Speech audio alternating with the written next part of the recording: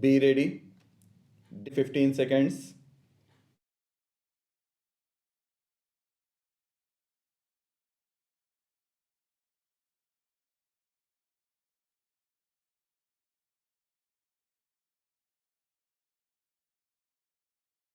When I am asked to lay the foundation stone of a building meant to house a public utility department such as the posts and telegraphs, my immediate reaction is to accept such an invitation.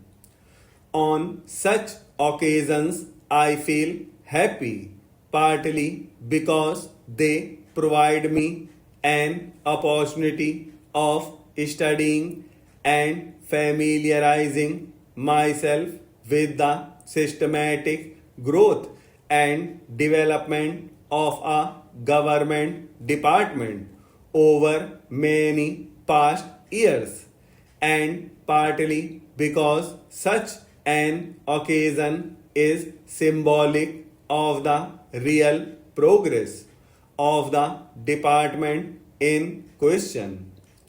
The decisions to have adequate and the right type of office accommodation and to make the necessary budgetary provision for the same are necessarily important landmarks in the evolution and growth of a department. When we think of the posts and telegraphs department, a whole host of ideas and past associations rush up and jostle for expression. After the Indian Railways, it is the largest public utility service of the government. In point of time, the postal and telegraph service may be described as the first nationalized undertaking of the government because it was as long back as 1837 that the government assumed the sole right of conveyance of mail and made the establishment of post offices within the East India Company's territories necessary. Before that year, some kind of private postal system was in vogue. All this was banned in 1837, excepting a few services which ran under government license.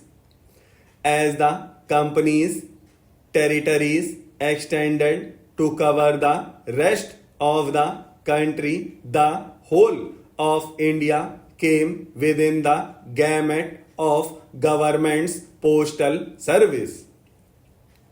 The introduction of the railways in 1853 put the conveyance of mail on a proper footing.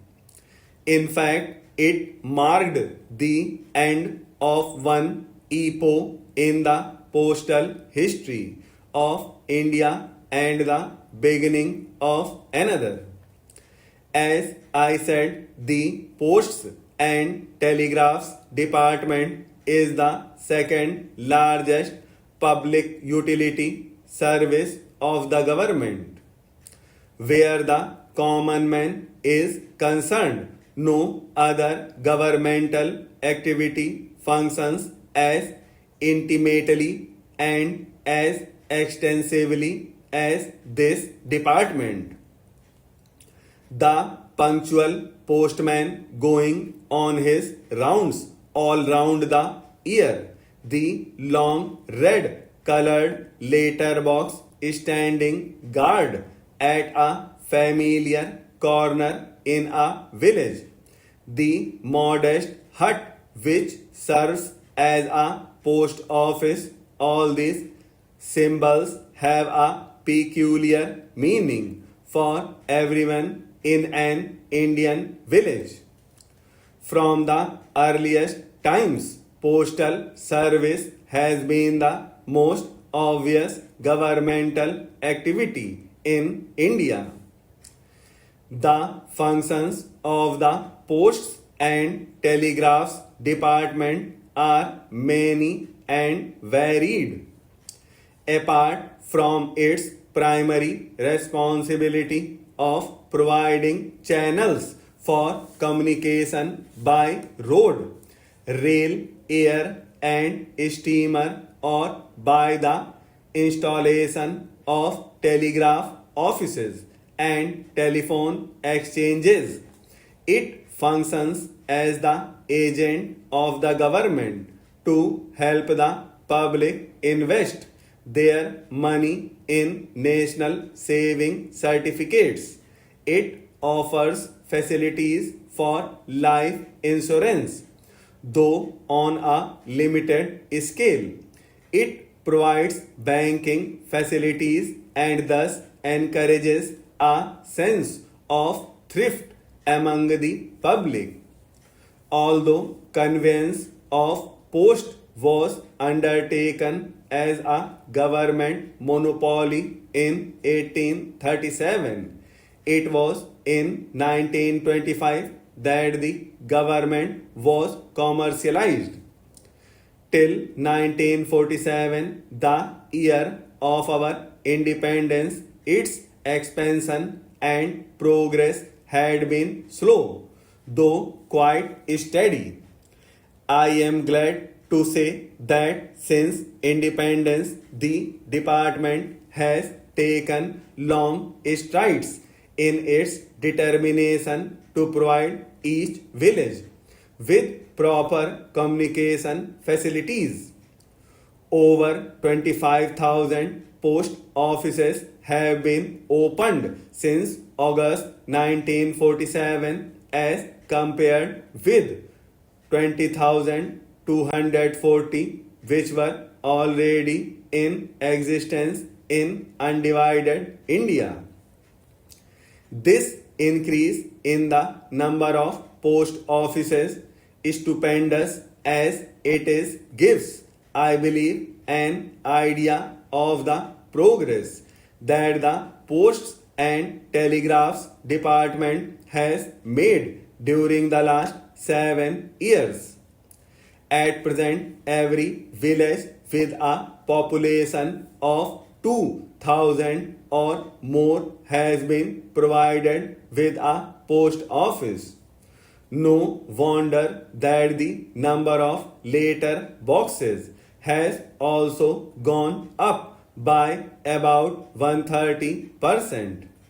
Apart from this quantitative expansion in all directions, a good deal of progress has also been made in reducing the time lag and otherwise improving the general service for the benefit of the public.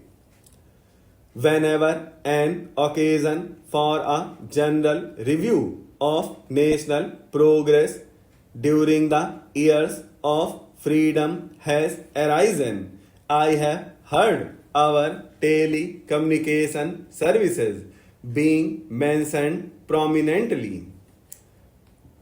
I would like to congratulate the Ministry of Communications and the P&T Directorate for the amount of goodwill and appreciation they have earned for themselves.